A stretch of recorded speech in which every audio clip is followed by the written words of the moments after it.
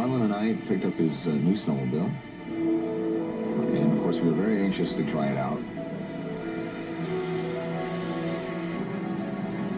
On our way, we had noticed that there was some open patches of water.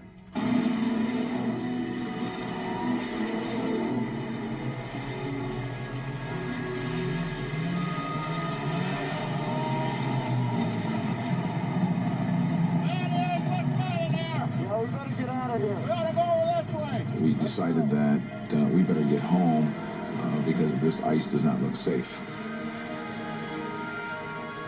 We had to keep the speed up at least past 60 miles an hour because if the ice is not safe or if it's not thick, you want to be going a little bit faster so you can just skim across it.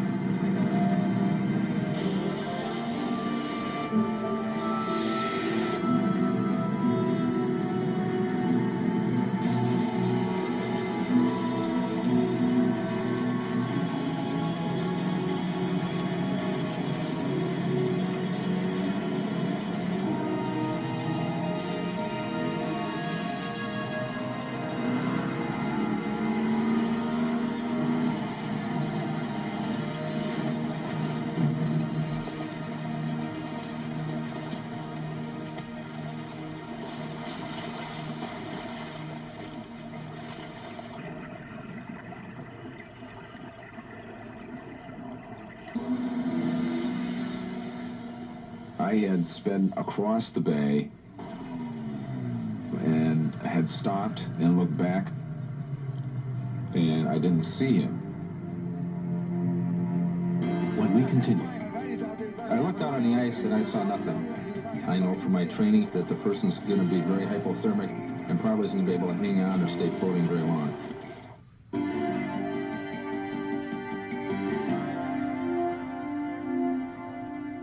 when Mike Gillum lost track of Marlon Bessler while they were snowmobiling together on a frozen lake, he had no idea what kind of trouble his best friend had gotten into.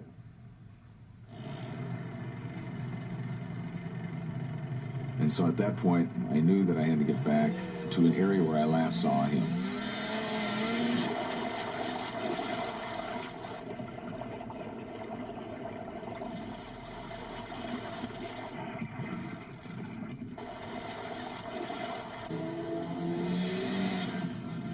And all of a sudden, I saw a black dot in the horizon. When I first saw that black dot in the water, I said, "Oh my God, what happened?" And I couldn't believe that he had fallen through the ice. I was scared to death, and I really didn't know what to do.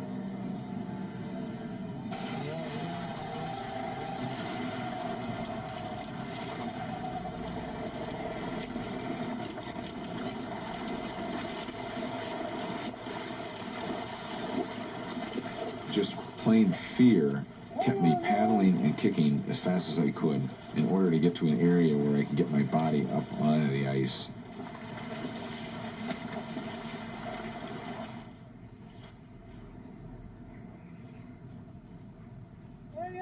And at that point, I had made a decision that I can't go over and help Marlon because all I would do is fall through the ice.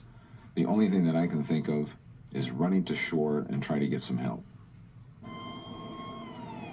Someone who saw the accident had already called 911. The Hennepin County Sheriff's Water Patrol rescue team responded.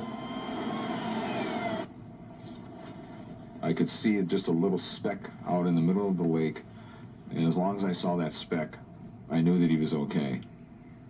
But at any minute, I felt like that speck was going to disappear and he was going to be gone. It's an absolutely frightening thought. Sergeant Bill Chandler was the first member of the rescue team to arrive. By that time, Marlon had been in the freezing water for more than 15 minutes. I looked out on the ice and I saw nothing. I know from my training and experience that the person's going to be very hypothermic and probably isn't going to be able to hang on or stay floating very long. Deputy Marianne Olson arrived already wearing a cold water survival suit. We got a snowmobile through the ice. Come on. Okay.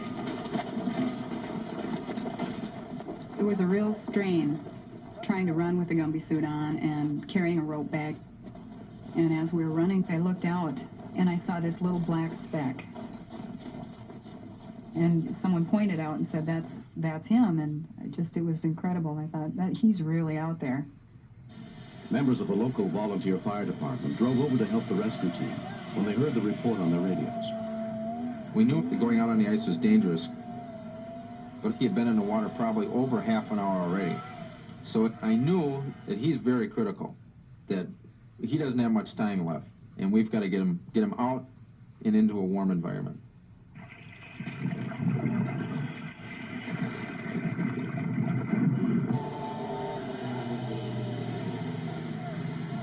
Everybody stopped their snowmobiles, and I told them to stay back, because I knew between us and that hole was the worst ice. Hang on, Rick, come on! I also knew how critical it was, and I knew we had to get to him quick. Okay, I got it. Hang on, Rick, come on!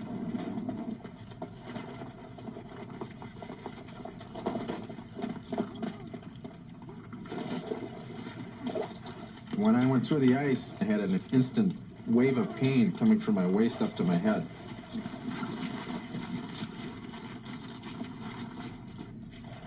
I was scared. I remember thinking, my God, if I don't get to this person quick, I'm going to see him go down.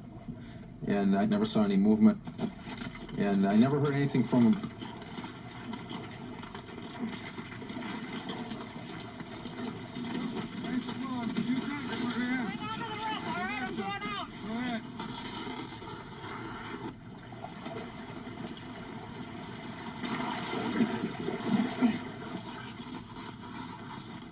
I felt the ice start to cave in beneath me, and then I remembered feeling a real sense of urgency. Bring the basket! Thinking that I needed to do what I was trained to do if I was going to help this man, and I had to do it in a hurry.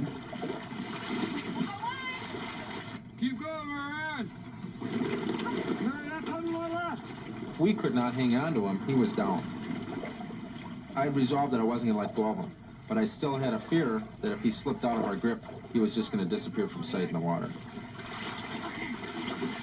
He's having a problem. Hold on, so make sure you keep on the ice. It's right behind you. All right. Good boy. We got him. All right. Hold on. We get up on the ice. Okay.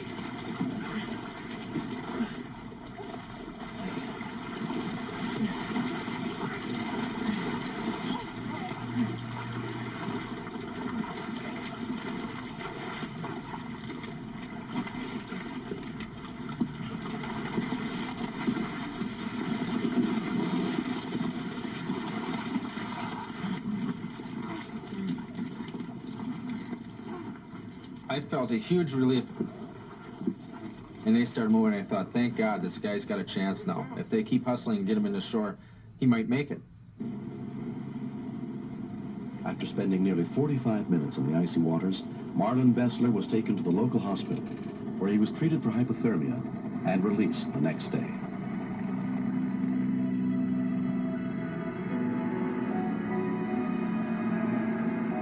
That is as close to death as I've ever been.